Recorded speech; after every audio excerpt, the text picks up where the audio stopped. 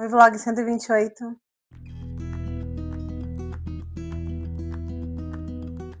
Oi, gente, que ama livros. Eu sou a Ive e aqui é o meu amor pelos livros e sejam muito bem-vindos ao vlog 128 deste blog.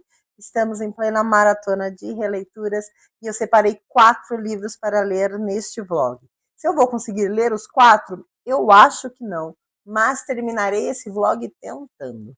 Então vou começar por Lugares Incríveis, da Jennifer Niven. Eu li este livro pela primeira vez em 2015 e aqui nós teremos 2 adolescentes passando por um momento muito complicado da vida deles e eles terão que fazer uma tarefa, uma lição ali, um trabalho de casa em que eles têm que visitar os lugares incríveis do estado onde eles moram. E através aí dessa tarefa, desse trabalho de casa, eles vão acabar se aproximando. Eu lembro que eu adorei este livro e espero adorar a releitura também. Na sequência, lerei Os Delírios de Consumo de Beck Bloom, da Sophie Kinsella. Eu li este livro pela primeira vez em 2010. Eu lembro que eu ri demais, que eu dei muita gargalhada com este livro. E é com essa intenção que eu coloquei na maratona de releituras que estou precisando dar gargalhadas. Não foi um favorito lá atrás, mas quem sabe não se torna um agora. Essa é a expectativa. Depois lerei outro drama triste, um clássico dos tempos modernos, O Caçador de Pipas, do Khaled Hosseini.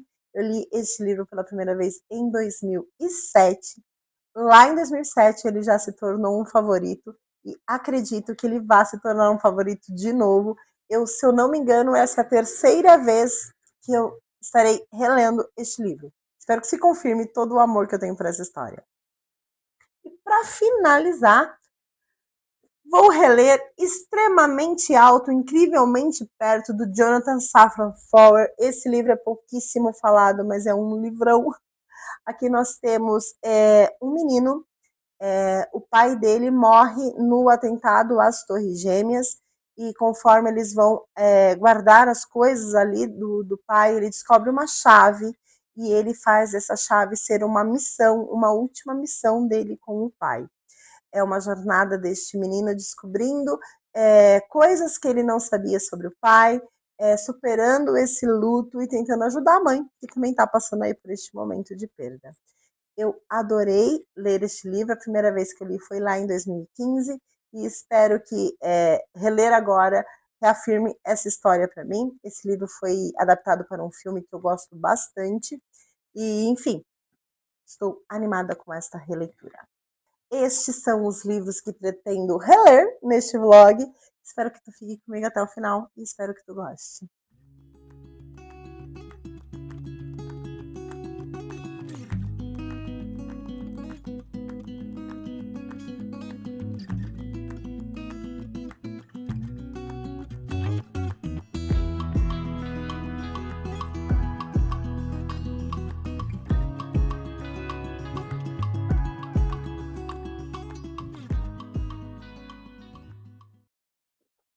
Gente, tá fazendo 10 graus em São Paulo. 10 graus! Eu tô com muito frio. Eu passei muito frio hoje no trabalho. Que ignorância! E nem chegamos no inverno, né? O que me faz pensar que eu acho que as estações elas são mais fortes antes delas começarem. Ali 2 semanas, 3 semanas antes delas começarem sua data oficial, elas são mais fortes. Eu tenho essa impressão no inverno e eu tenho essa impressão no verão. Enfim, delírios da minha mente. Comecei a ler Por Lugares Incríveis, da Jennifer Niven. Cheguei na página 150 e eu lembrava de muita coisa mesmo. Eu li este livro pela primeira vez em 2015. Quando eu concluí essa leitura, eu fiquei pensativa, fiquei pensando muito nesse livro por semanas.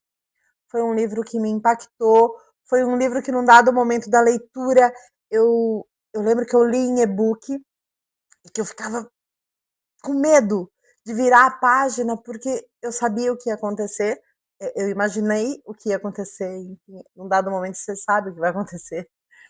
E foi um livro que arrasou meu coração, arrasou. E eu lembrava de muita coisa mesmo.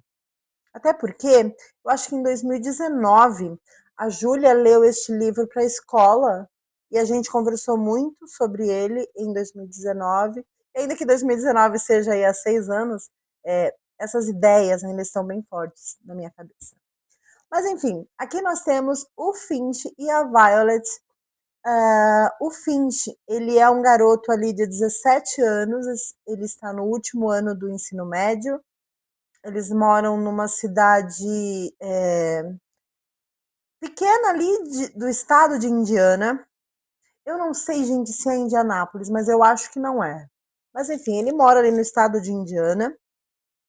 E o Finch, desde sempre, ou mais ou menos desde sempre, ele tem episódios depressivos muito intensos, ao ponto dele apagar, ao ponto dele não lembrar do que ele está vivendo e da forma letárgica em que ele mergulha nesse estado de tristeza absoluta.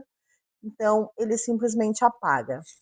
E ele tem uma obsessão preocupante sobre ideias e planos e estratégias para acabar com a própria vida. Não para acabar com a própria vida dele, mas o suicídio em si, ele é um tema em que ele pesquisa muito. Enfim, e um dia ele sobe até a torre da escola e ele está decidido que aquele vai ser seu último dia. Ele sobe até a torre da escola. Essa torre tem altura mais ou menos de um prédio de 6 andares.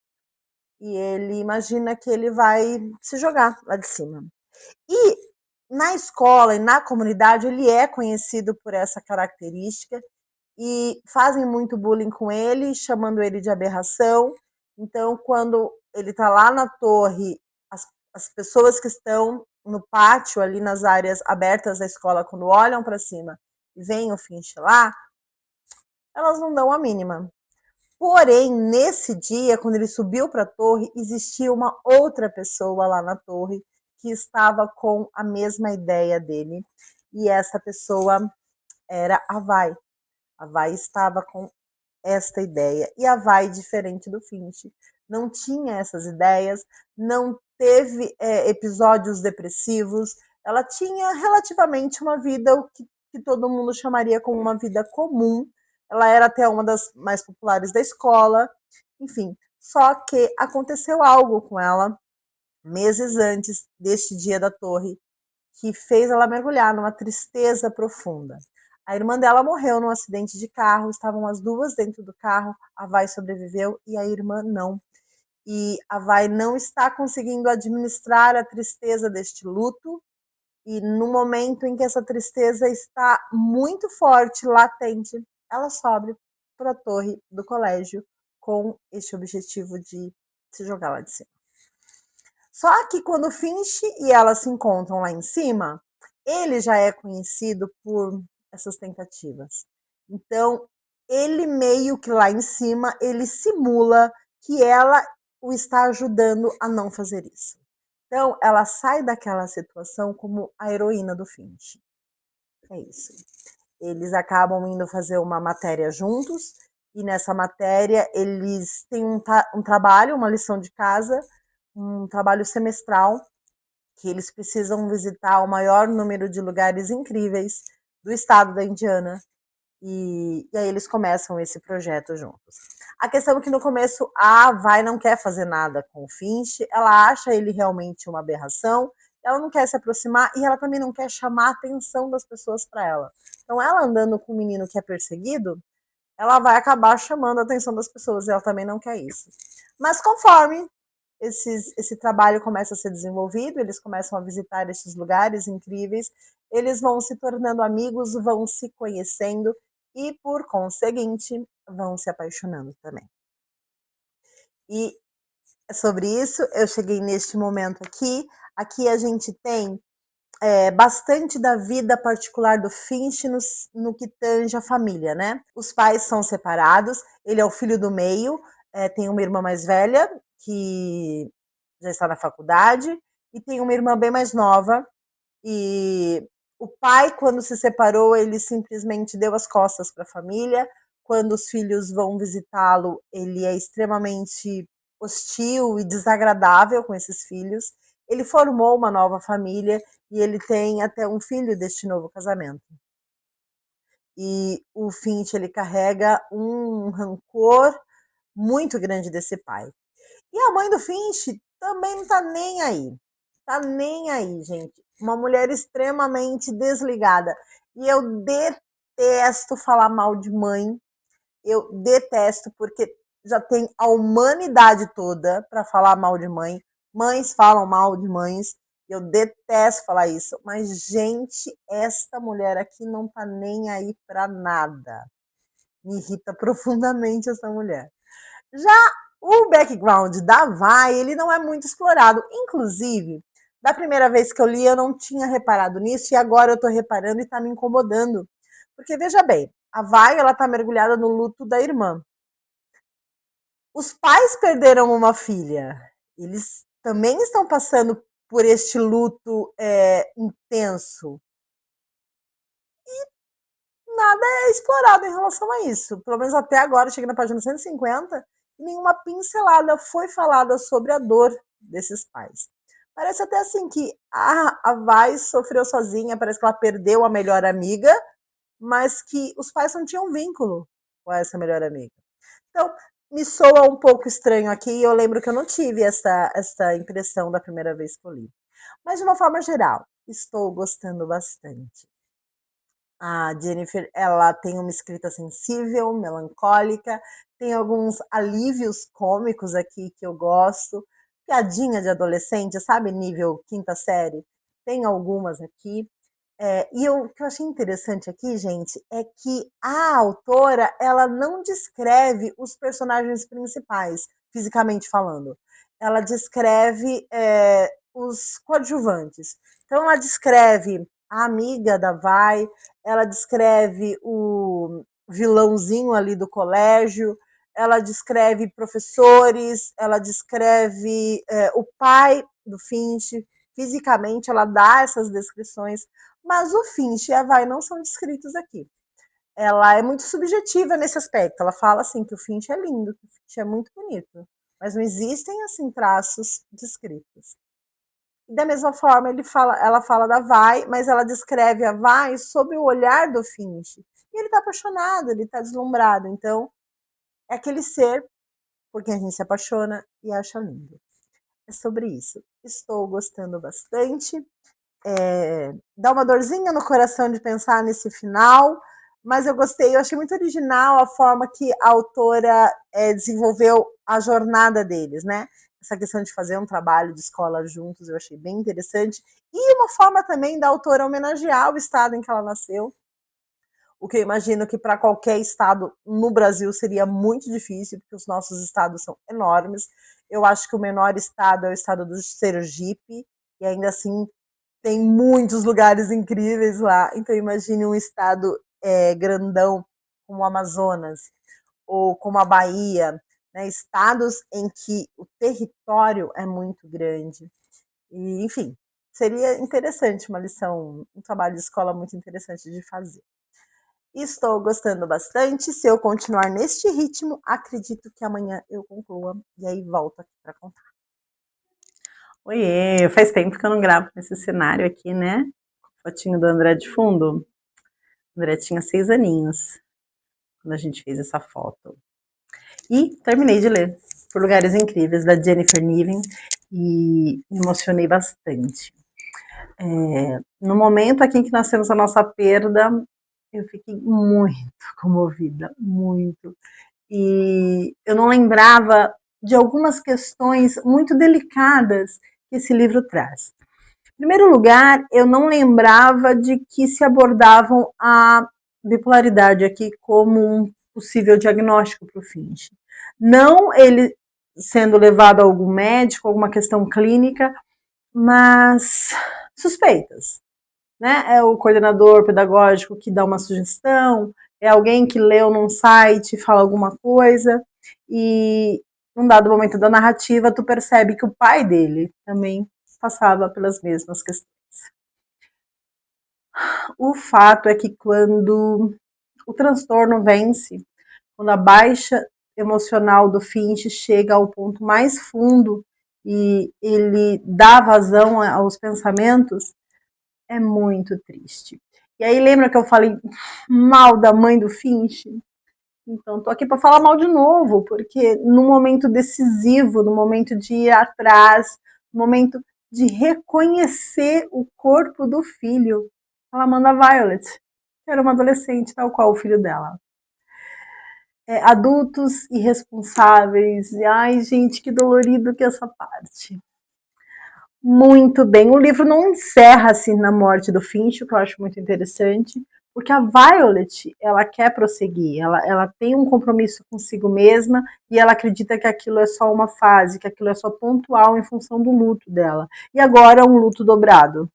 Então ela vai concluir o trabalho da escola, ela vai para os lugares incríveis de Indiana para concluir aquele trabalho escolar.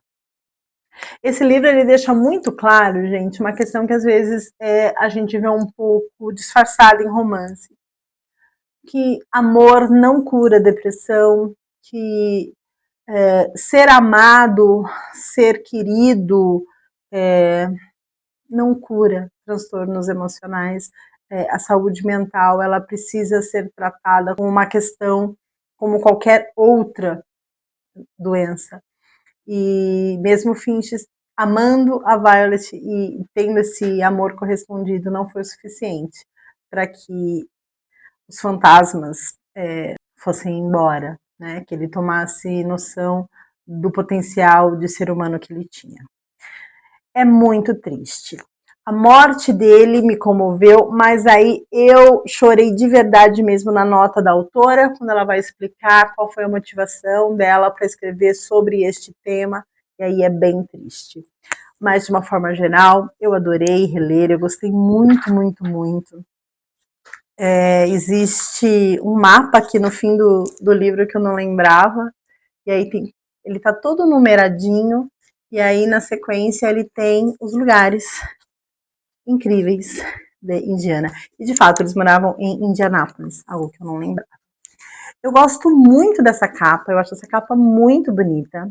Mas a capa original do livro, ela é com post-its, né? Existe uma ilustração ali feita com post-its, porque o quarto do Finch era cheio de post-its.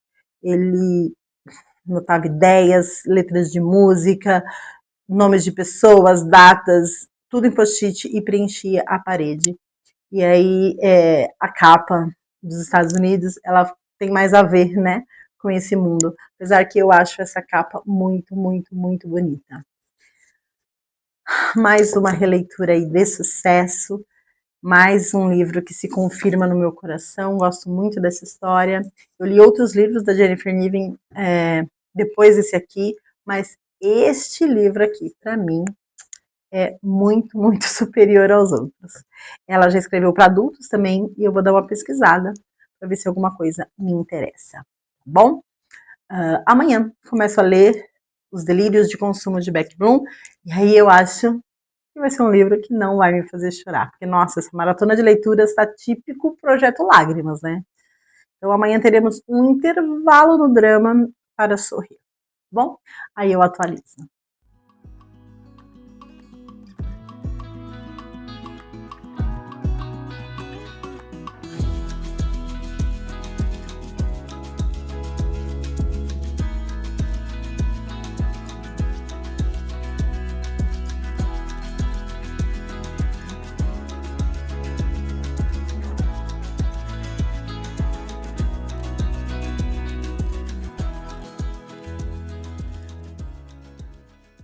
Bom dia, gravando esta atualização antes de trabalhar, para dizer que eu comecei a ler Os Delírios de Consumo de Beck Bloom.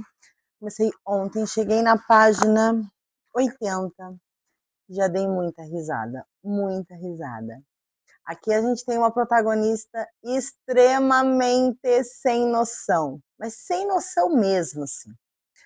A Rebecca, a nossa Beck Bloom, ela é uma jovem inglesa, ela mora em Londres, ela divide o apartamento com uma melhor amiga e ela é extremamente consumista, muito, muito consumista. Ela gasta demais e ela se preocupa com marcas também, não é só o lance de gastar, não. Tem que ter um toque de grife aí. E o livro começa com ela abrindo a fatura dela. Esse livro, ele é do começo dos anos 2000, então as faturas de cartão de crédito vinham pelo correio e ela tá temerosa para abrir a fatura. Sabe, eu não sei se você se identifica, mas às vezes eu fico com medo de abrir o aplicativo do banco para saber se eu ainda tenho alguma moedinha lá. A Beck tá com esse problema aqui para abrir a fatura. E quando ela abre a fatura, ela vê um valor exorbitante. O primeiro pensamento que ela tem é que existe uma fraude ali, que alguém usou o cartão dela. E quando na verdade foi ela mesmo que foi gastando sem limites. E aí ela vai conferindo uma coisa e ela vai lembrando de cada coisa que ela comprou. 90% dessas coisas inúteis ou desnecessárias para o momento dela. E aí então ela decide que ela vai mudar, que ela precisa mudar. Ela trabalha inclusive numa revista de finanças. Ela ouve o dia inteiro sobre educação financeira. Então ela decide que ela vai mudar. E aí essa trajetória de mudança é muito engraçada. Porque, por exemplo, ela chega à conclusão que ela não vai mais tomar café da manhã na cafeteria. Vai cortar esse gasto, vai cortar esse luxo. E aí ela vai levar o café dela e o pãozinho dela. E aí ela sai para comprar a tal da garrafa e um monte de ingredientes para fazer os pães. Os pães não dão certo, ela gastou dinheiro. Ela gastou mais do que ela gastaria na cafeteria. E assim por diante. Ela sai para fazer um passeio cultural de graça. Ela acaba gastando. Gente, são várias situações. Mas tem aqui uma linha condutora. Ela conhece o look e ela inventa toda uma situação para esse look em função de um atraso que ela teve, de uma encharpe que ela precisou comprar. E a Beck, ela tem noção do que ela está fazendo, no sentido de que não é normal ela estar fazendo isso, mas ela não consegue não fazer. E outra coisa também, não é só questão do consumismo. A Beck é extremamente mentirosa. Ela cria todo um cenário para justificar as atitudes dela para os outros. Mas tudo isso com muito bom humor. A Sophie Kinsella, ela vai criando um cadenciamento de situações muito engraçado. Tipo, teve um momento aqui que eu fiquei, Beck, fica dentro de casa trancada, por favor, porque se tu sair, tu vai gastar. Porque exatamente, ela coloca o pé na rua, ela gasta. É absurdo. Muito engraçado, estou gostando bastante. E eu não lembro se eu tinha dado tanta risada com esse livro quando eu li lá em 2010. Eu conheci a Sophie Kinsella através de Beck Bloom, através de uma amiga minha que era muito fã da Sophie. Na época eu estava lendo Mary Kiss e eu emprestei o meu Mary Kiss, que era o Melancia, para minha amiga. Ela achou divertido e ela disse: "Ah, eu conheço uma outra autora que acho que tu vai gostar." E era a Sophie Kinsella e assim eu fui mergulhando nesse universo de chiclete. Enfim, estou gostando bastante. Eu queria ter avançado um pouquinho mais ontem, mas eu cheguei em casa com muita preguiça.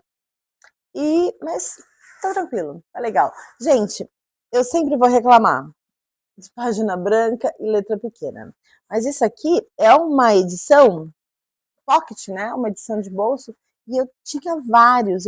Inclusive, eu tenho ainda vários que eu li esse ano que estavam parados na minha estante e que na época que eu li, eu não sei se me incomodavam, como estão me incomodando agora, em função de eu estar enxergando menos, né?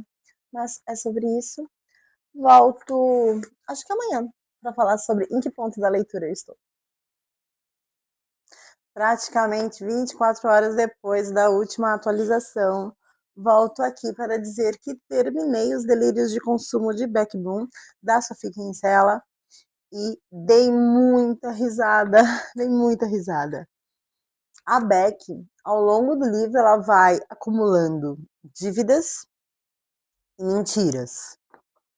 E chega num momento em que tudo explode. Tudo explode.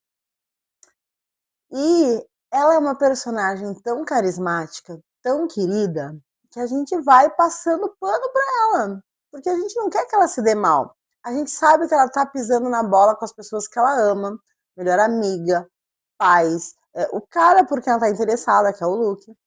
Ela vai pisando na bola, mas tu vai passando um pano para ela. Porque ela é esse tipo de personagem que ganha o teu carinho, você entende, que você encontra justificativa para as coisas que ela faz. Leitura de entretenimento, pura farofa. Isso aqui passaria pela mão de intelectuais como uma leitura muito banal. Só que eu enxergo aqui, gente, um talento da autora de ir construindo cenas e situações para culminar numa catástrofe. Ela consegue arquitetar pequenas pedrinhas e ela vai construindo uma situação crise que é avassaladora. Enfim, muito talento aqui da autora para escrever uma história que pode parecer muito banal e muito fútil, mas que expressa o talento da escritora. A personagem da Beck Bloom tem aí uma série de livros, eu acho que deve ser uns 10 livros. Todos os livros consistem neste tipo de enredo. Ela se metendo em confusões e passando o livro todo tentando se livrar dessas confusões, e todas essas confusões são relativas a gastar muito. Então, o próximo livro, o segundo livro da série, são Os Delírios de Consumo de Beck Bloom na Quinta Avenida, ou Os Delírios de Consumo na Quinta Avenida, que aí ela vai para Nova York gastar. Aí o outro livro é A Irmã de Beck Bloom, é uma irmã da Beck que aparece de um relacionamento antigo do pai, e essa irmã, ela é extremamente frugal, ela não gasta nada, ela tem uma vida extremamente contida financeiramente, e aí o enredo vai se passar no paralelo dessas duas personagens tão distantes que acabam criando um vínculo muito bonito. Depois nós temos o casamento da Beck Bloom, e aí o livro vai ser todo sobre gastar demais com o casamento. Depois temos, eu acho que nós temos aí então a filha da Beck Bloom, que vai ser uma pequena gastadeira. Então, esse universo é sobre consumismo e sobre uma personagem que se envolve em confusões e passa o livro inteiro tentando se livrar dessas confusões. Puro entretenimento, mas como eu falei, para construir essa situação crise, esse caos no clímax do livro, a autora ela soube coordenar essas cenas, sabe? E aí, ó, vale a pena em função disso. Mas é entretenimento, farofinha. Uma farofinha gostosinha, tá bom? Acabei este aqui e começo hoje ainda, O Caçador de Pipas, do Khaled Hosseini. O Caçador de Pipas é um dos meus livros favoritos da vida. Eu acredito que essa seja a minha terceira releitura ou quarta releitura desse livro que eu amo e que pode gerar lágrimas. Então voltamos para o Projeto Lágrimas, tá bom? Mas aí eu volto com as primeiras impressões dessa releitura.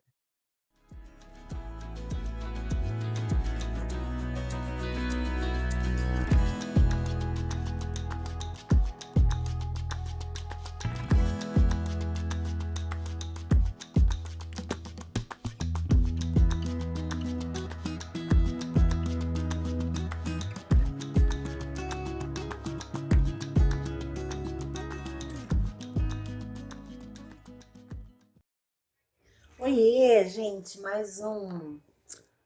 Hoje é quermesse com as gurias. Então, o xadrez, ele é obrigatório. Comecei a ler O Caçador de Pipas, do Khaled Hosseini. Esta é a minha quarta releitura deste livro. Eu li pela primeira vez em 2007, quando uma amiga minha me emprestou esse livro, e ele tem uma importância grande ali em 2007 para mim. Em 2010, eu comprei o meu exemplar, que é esse aqui, e aí eu li outra vez. E a última vez que eu reli foi em 2014, quando eu comecei a fazer essa maratona de releituras todo ano. Então, esta agora, em 2025, é a quarta vez que eu leio essa história. Aqui nós temos um protagonista que grande parte do livro tu não simpatiza. O Amir, ele é um homem afegão, e o livro começa com o Amir recebendo um telefonema de um antigo amigo do pai dele, e esse amigo dele mora no Paquistão, e ele fala: tu precisa vir para o Afeganistão porque tu precisa ajudar uma pessoa específica. E o momento ali é pós-ataque Torres Gêmeas, e para um afegão voltar para o Afeganistão, ele é tido como um traidor, né, porque ele deixou seu país, e é um momento político de guerra muito complicado para o Amir ir para o Afeganistão. Mas, de certa forma, ele sabe que ele precisa ir, ele tem uma dívida a ser paga, e ele precisa, de fato, receber perdão por algo muito grave que ele cometeu no passado. E aí o livro volta para a infância do Amir. Eles eram um menino afegão, uma família afegã. A mãe dele morreu quando ele era muito novinho e ele foi criado só pelo pai. O pai era um homem rico, um homem influente ali na sociedade de Cabul, e ele morava na casa, ele e o pai dele, e alguns empregados. Esses empregados, um deles era o Ali, e ele tinha um filho chamado Hassan, que era um ano mais novo que o Amir, e que foi criado junto com o Amir. O Amir, ele tinha um carinho muito grande pelo Hassan, só que talvez, por entender a diferença de classe ali, ele não considerava essa amizade para fora da sua casa. Então, quando outras crianças iam brincar com o Amir, ele não chamava o Hassan para brincar junto. Quando ele estava na escola, ele não citava o Hassan. Inclusive, o Hassan e o pai dele eram de uma etnia dentro do Afeganistão chamado Hazara, e lá existia uma política de castas, e esses Hazaras, eles eram alvo de preconceito e de discriminação. Então, de certa forma, o Amir, ele tinha um carinho pelo Hassan, como um carinho de irmão, talvez, mas ele não o reconhecia. E acontece que lá no Afeganistão existia uma tradição de caçar pipas, um campeonato de pipas. O Amir, ele era muito bom nisso, e o Hassan o ajudava muito ali como seu fiel escudeiro. E em um desses campeonatos acontece uma violência muito grave com o Hassan, uma violência que o Amir poderia ter impedido e covardemente não impede. A partir desse momento, a dinâmica de amizade deles muda bastante. Embora o Hassan ele não expresse que ele o perdoa, que ele perdoa o Amir ele considera também esse perdão uma vergonha para si mesmo, e ele usa ali de uma estratégia para que o Hassan e o pai dele possam ir embora da casa. Essa parte, gente, você odeia o Amir o tempo inteiro, porque é um menino mimado, um menino bobo, que é muito inteligente, que não usa essa inteligência de forma esperta. E aí o livro prossegue com essa separação. Alguns anos depois, a Rússia já tinha invadido o Afeganistão nessa época, mas alguns anos depois, o pai do Amir decide ir embora do Afeganistão, porque toda a política que a Rússia está impondo ali ao povo não é favorável, e aí eles decidem ir embora, e muitos afegãos vão embora do país nessa época, e o Amir e o pai vão embora para os Estados Unidos, e ali eles se estabelecem. O Amir, ele vai cursar a faculdade, ele tem ali um gap de atraso, 2, 3 anos de atraso. Ele termina o ensino médio, ele entra para a faculdade porque ele quer ser escritor. Ele é um ótimo contador de histórias, e aí ele decide que ele quer ser um escritor e publicar livros e viver da sua escrita. Eu cheguei até a parte em que ele começa a ter um pouquinho de sucesso com a sua escrita. Ele se apaixona por uma moça de origem afegã também. Eles se casam e eles estão vivendo ali felizes. E num dado momento em que ele já tem uma estabilidade de grana, porque quando eles vão embora do Afeganistão para os Estados Unidos, eles vão sem nada. Eles tinham grana no Afeganistão, mas nos Estados Unidos eles são imigrantes precisando garantir o teto e a comida. Então, quando o Amir e a esposa já conseguem ali uma estabilidade, eles decidem que eles querem ser pais. E aí, eles não conseguem. A esposa não consegue engravidar, eles fazem uma bateria de exames, nada fica comprovado que algum deles tem alguma questão.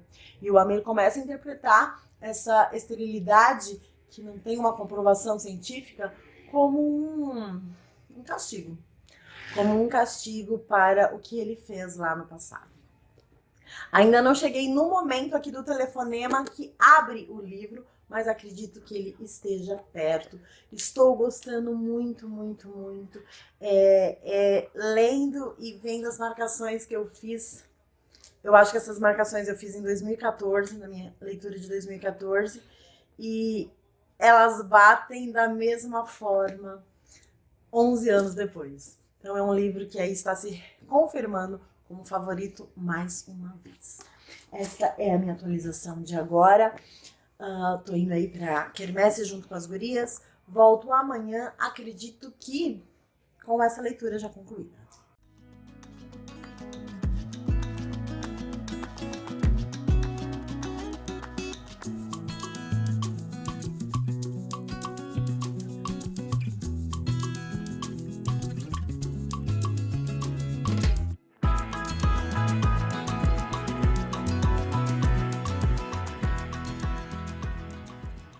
E, gente, acho que eu gravei todos os takes nesse lugar aqui, né?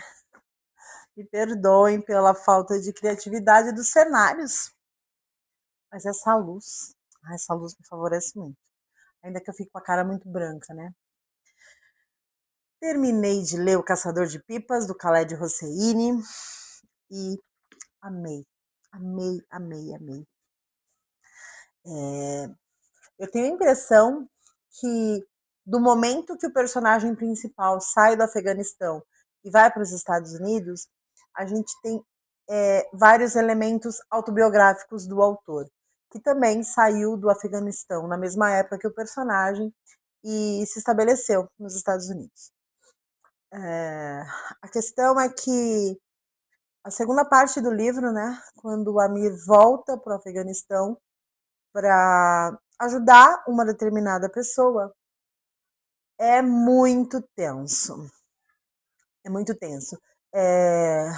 Ele reencontra o amigo do pai dele no Paquistão e aceita a missão. E essa missão, ela é acolher o filho do Hassan, que é o filho do amigo dele de infância, que era aquele menino que ele subjugava e que só valorizava quando estava só ele e o Hassan. Que, de certa forma, ele tinha uma certa vergonha de ter uma amizade com o menino Hazara. E agora ele está de volta ali no Afeganistão para resgatar essa criança, porque infelizmente o Hassan e a esposa faleceram, foram executados no meio da rua por serem dessa etnia, né? Vítimas ali de racismo mesmo. E para o Amir conseguir fazer isso, conseguir resgatar essa criança, não vai ser fácil. Nada em momento algum vai ser fácil. O livro ele é muito bem escrito, é uma história muito bem contada, muito envolvente, e que eu tenho uma crítica, que é a questão do autor supervalorizar os Estados Unidos. Porque veja bem, durante a Guerra Fria, enquanto o socialismo guerreava friamente contra o capitalismo, existiam duas grandes potências, que eram os Estados Unidos como capitalismo e a Rússia como socialismo. E a Rússia, ela foi sim invadindo territórios, tentando angariar povos para a sua própria política. Foi o que aconteceu no Afeganistão. A Rússia invadiu o Afeganistão e tornou ali, durante um tempo, aquele país como socialista. Ela depôs o rei e ela mexeu ali na estrutura. E aí, quando o personagem, que é o protagonista, vai para os Estados Unidos, ele enxerga os Estados Unidos como a fonte da salvação de todos os problemas do mundo. E ele vai para esse lugar e começa a viver ali, usufruir ali da vida do capitalismo. Veja bem, enquanto isso estava acontecendo, enquanto essa expansão do socialismo estava acontecendo, os Estados Unidos estava armando o Talibã para que a a Rússia fosse embora do Afeganistão. Então, quem fortaleceu o Talibã, quem armou o Talibã, foram os Estados Unidos. Assim como os Estados Unidos financiou, patrocinou a ditadura da América do Sul inteira, né? Então, não, eles não eram bonzinhos, eles não eram heróis, eles não lutavam com forças parecidas. E essa exaltação dos Estados Unidos, via de regra, por imigrantes, me desanima muitíssimo. Mas, tirando essa questão, é uma história muito envolvente, muito bem contada. Eu acho que esse autor ele tem um jeitinho ali de te envolver, de fazer você se importar com os personagens. Ele constrói um protagonista que não é perfeito, está longe de ser perfeito. Foi uma criança mimada, egoísta, que tinha consciência dos próprios erros e torna essa criança um adulto com um sentimento de culpa que só vai desaparecer no momento que ele resgatar o filho do Hassan. E toda a trajetória desse resgate é muito sofrida. Existe uma cena aqui que descreve um espancamento e é muito violento.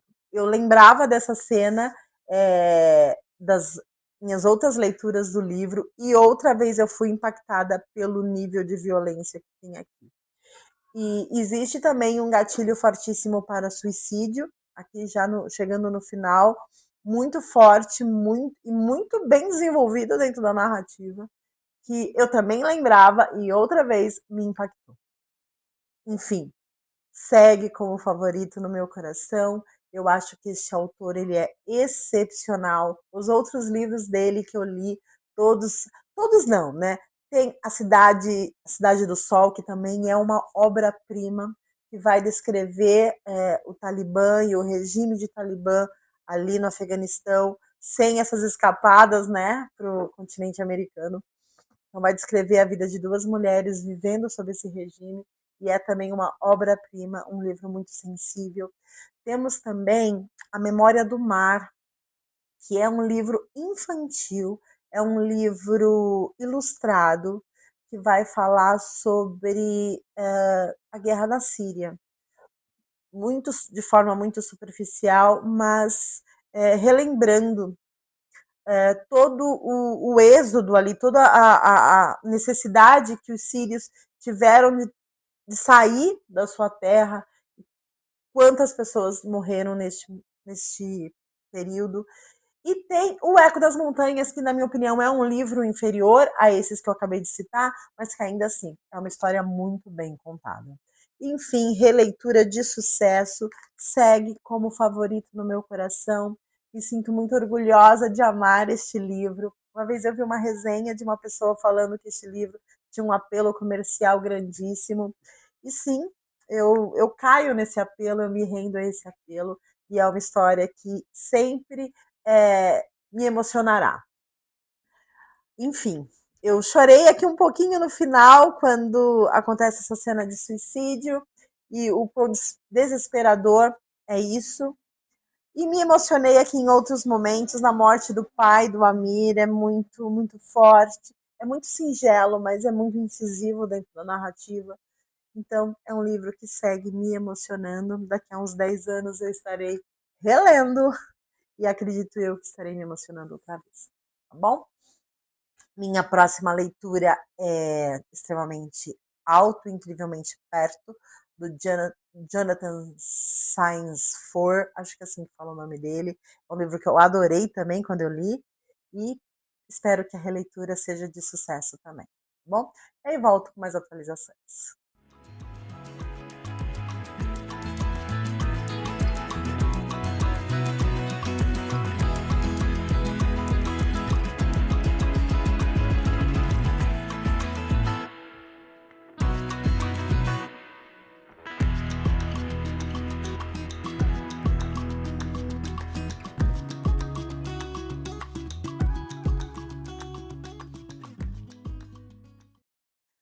Oi, veja só, mudei o cenário.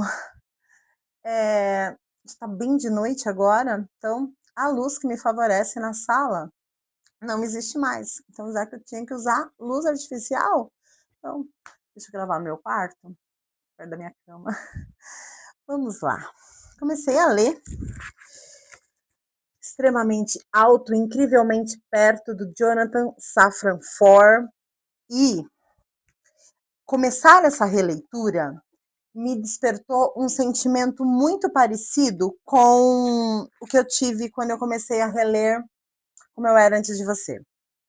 Tudo o que eu queria era ir para um cantinho e ficar só lendo. Queria estar na minha cama, estou olhando para ela agora, que está extremamente bagunçada, mas eu queria estar na minha cama lendo isso aqui. E li pouco, tá? Cheguei na página 83, pouco ainda. Aqui a gente tem a história do Oscar. O Oscar é o nosso protagonista. Ele é um menino de 11, 12 anos. O livro começa com algumas divagações dele e ele está indo para o que ele diz ser o dia mais triste da vida dele. Ele está na companhia da mãe, da avó, e todas as referências que ele fala desse trajeto é sobre isso, sobre ser o dia mais triste da vida dele. E no caso, ele está indo para o que é o memorial, que seria um enterro do pai.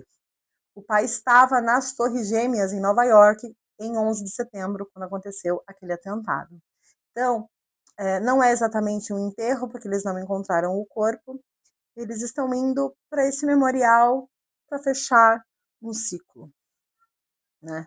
E ele amava muito esse pai, e enquanto ele está nesse trajeto, ele está lembrando de coisas que esse pai fez por ele.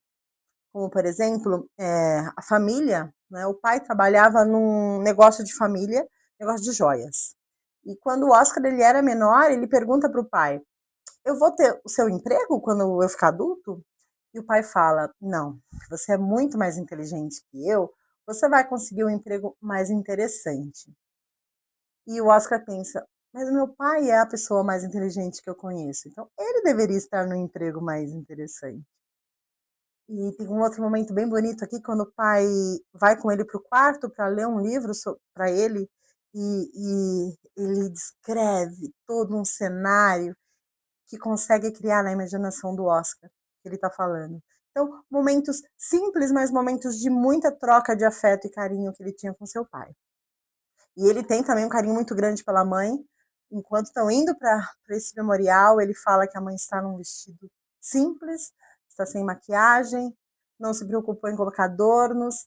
A única joia que ela está usando é uma pulseira que o Oscar fez num trabalho de escola, mas ainda assim ela é a mulher mais linda do mundo.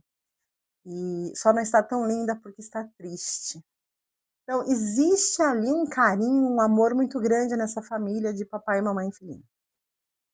Acontece que quando eles vão arrumar as coisas desse pai, né, doar as roupas e acessórios e objetos do pai, o Oscar encontra uma chave que ele não sabe de onde é, não sabe se abre uma porta, uma caixa, ele não sabe o que é.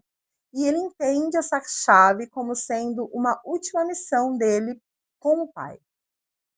E aí, esse menino vai revirar Nova York, vai entrar na vida de um monte de gente para descobrir que essa chave abre.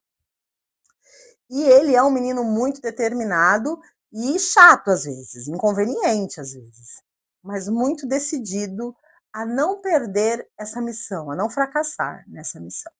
E é sobre essa jornada que o livro vai tratar. A escrita do autor, ela não é normal, assim, ela não é padrão. Ela é uma escrita, eu não vou dizer que é rebuscada, mas ela é diferentona. Ela é diferentona. E o livro em si, ele tem um ar distinto. Existem momentos muito fluidos e existem momentos um pouco truncados. Deixa eu mostrar uma parte aqui para vocês. Por exemplo, aqui ó, um parágrafo inteiro, de página a página. Esse parágrafo começa nessa página e ele termina só na outra página. Então, chega a dar um cansaço. E tem uma parte que ele não coloca vírgula nem ponto. é direto. É ele descrevendo o fluxo de pensamento dele sem respeitar padrão nenhum. É isso aí. O livro, aí tem páginas assim, que é o silêncio do pensamento. Ele não está conseguindo articular nada, então a mente dele está meio que vazia. São várias páginas assim. E aí começa do nada, ó. Começa do nada. O livro tem figuras e fotografias. Tem uma parte aqui que é colorida, ó. Ele vai descrever um muro. E aí é colorido. E tem, gente, uma parte aqui. Eu não cheguei nessa parte que eu vou mostrar ainda, mas eu lembro que quando eu vi, eu levei um susto. Será que eu vou achar aqui facinho pra mostrar? Ó. Esses grifos, esses sublinhados, são do projeto gráfico, não fui eu quem fez.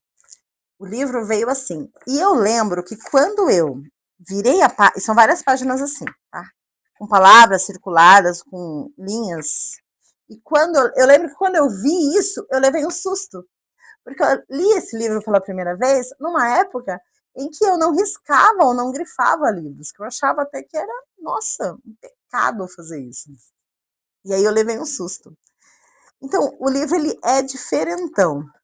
Tem uma parte aqui, gente, não vou lembrar, acho que eu não vou achar, que é só de uma, ó. Aí tem palavras que são riscadas. Ele se arrepende de ter contado ou ter compartilhado esse tipo de coisa com o leitor.